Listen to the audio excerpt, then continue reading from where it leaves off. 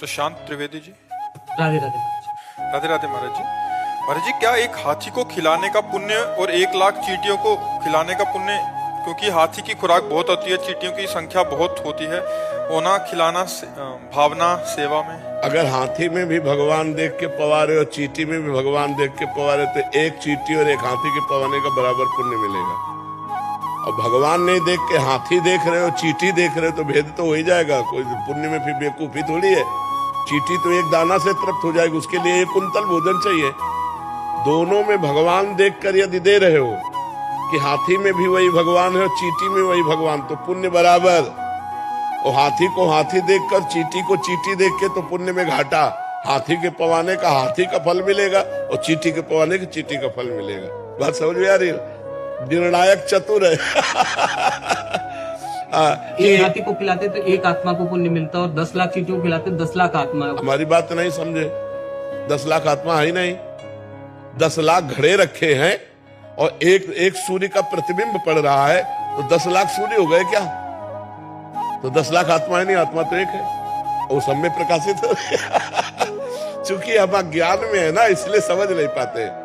हमने जो पहला शब्द कहा, जो भगवान हाथी में है वही चींटी में है, अगर ये भावना करके हम पवाते हैं तो बराबर फल मिलेगा, क्योंकि वही आत्मा है।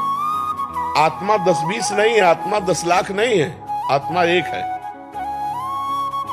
देखो, अब आपसे कहें कि ये 5-7 बिजली है, आप हमको क्या कहोगे?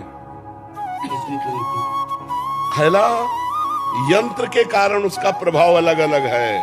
हीटर यंत्र है तो गर्मी फेंक रही, पंखा है तो हवा फेंक रही, एसी है तो ठंडा फेंक रही, लेकिन बिजली बस। ये खोपड़ियां अलग अलग हैं, बिजली एक है इनमें। जो बिजली है इनमें वो परमात्मा है, वो एक आत्मा है, एक वाहे गुरु है, वो एक है, वो अनेक नहीं है। बहुत अच्छे से समझ लीजिए, अगर हम भगवत भाव से किसी को पवाते हैं तो चाहे चींटी को पवाएं चाहे हाथी को पवाएं, हमें बराबर लाभ मिलेगा। और चींटी को चींटी मान करके और हाथी को हाथी मान करके, तो फिर एक हाथी पवाओ और 2-4 अरब चींटी पवाओ, तो शायद समानता की बात जो सोची जाए। क्योंकि परिणाम है ना, वो 1 कुंतल में छकेगा और 1 किलो में लाखों हो जाएंगी, नहीं हो जाएंगी। और अगर एक चींटी में आत्म तत्व भगवान को देखकर, एक हाथी में देख के, तो बराबर फल मिलेगा। वो तुम देख के क्या पवाते हो तुम्हारा विषय है। समझ गए?